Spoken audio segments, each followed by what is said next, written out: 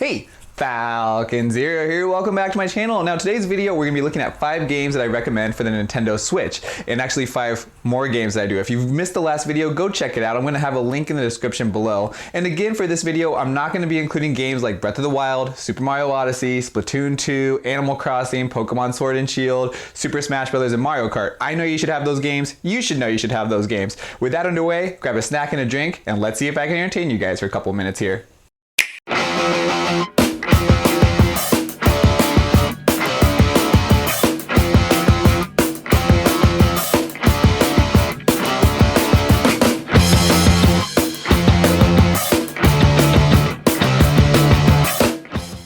And the first game that I'm going to be wanting to talk about is Luigi's Mansion 3, developed by Next Level Games, by the way, who Nintendo just purchased. But this is a great Luigi's Mansion game, and actually, in my opinion, the best Luigi's Mansion in the series on that point. The GameCube was a little bit short. The 3DS did improve on some things, but it was also limited by the 3DS hardware.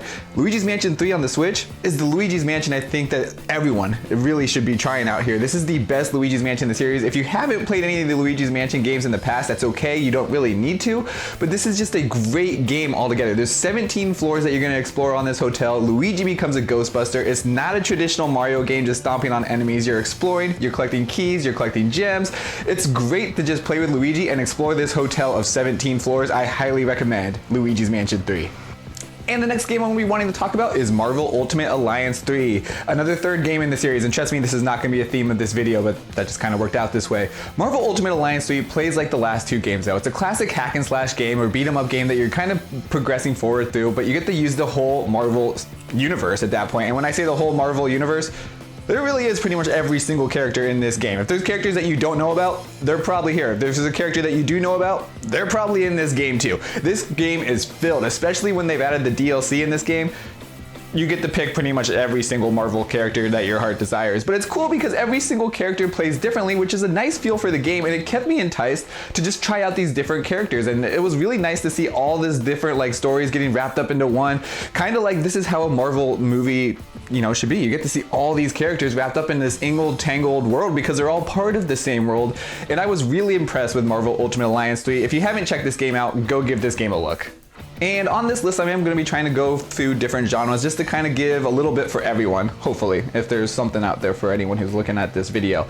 But this next one is a great action RPG, and that is Xenoblade Chronicles Definitive Edition. Originally released on the Wii, it is now on the Switch, but it is fully remastered, and this game is awesome. It's very expansive. You get to explore a lot. You're exploring the Bionis, and you're using Shulk, and he has this awesome sword, the Monado. Not a legendary sword like the Master Sword, because I feel like that's the only sword you can call legendary, but nonetheless, his sword is awesome. It's a great RPG action though. It's a lot of fun. You get to control different characters and swap them out through your party, which is nice because it was also pretty fun to using different characters throughout this game. I fell in love with some other characters more than others, but again, super fun to just explore this world. And you know, the side quests, they're not too demanding. There wasn't a lot of grinding in this game, which is good, especially for RPGs. If there's too much grinding, sometimes you can get a little bored with it. There is a little bit, but it's not at a bad point of the grinding. Overall, this game is just really fun, and if you're into RPGs, I highly recommend this game for the Nintendo Switch. And now let's actually look at the 2D side scroller, and that is going to be Yoshi's Crafted World. And this game just, by the way, looks beautiful. I love the art design that they did in this game. It's not as hard as like what you would say a Donkey Kong 2D side scroller is, but you know, it's not a pushover game either. It's just not something that's like super easy, and there's definitely a lot more material there than Kirby Star Allies, because let's face it, that game didn't have much. Yoshi's Crafted World though had a lot of stuff in there. They had a lot of collectibles if you really wanted to go through this game, and some of them were actually pretty tough to find. And the whole gimmick about this game is once you complete a level, you can go through it again backwards. Now, I thought this was alright. This wasn't something that like totally sold it for me, but again, you don't really have to do this as well. I did it on a couple of the levels, but I was really kind of just going forward and progressing through the story. If you really want to, you can do all the levels backwards.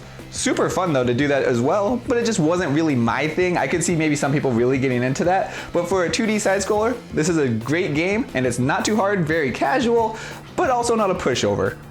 And the last game that I want to talk about on this list is The Legend of Zelda Link's Awakening. And it's actually kind of funny to put a Zelda game on this list because it's a Zelda game. I feel like you should buying it, but I feel like a lot of people have also missed out on this game as well. You know, it's a remake from the Game Boy and Game Boy Color with vast improvements in it.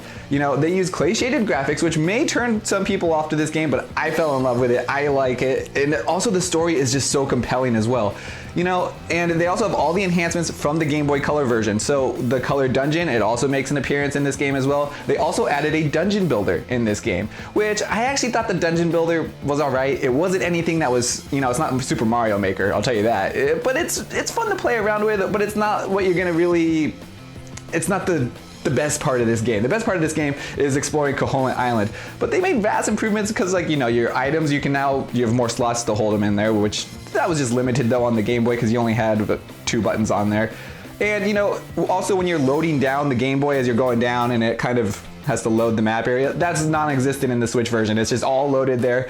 So vast improvements on here. The story's great. For a Zelda game, it is a little bit on the shorter side, but that doesn't mean that this game is not fantastic. This game is a must play, and I love this game. Try out Legend of Zelda Link's Awakening. And do you agree with my list? Let me know in the comments below. I would love to know what games also you recommend for the Nintendo Switch. If you like this video, please smash that like button as it really does help out. Subscribe if you're not already. Hit the notification bell to stay up to date with more videos like this. And as always, everyone of YouTube, show me your moves.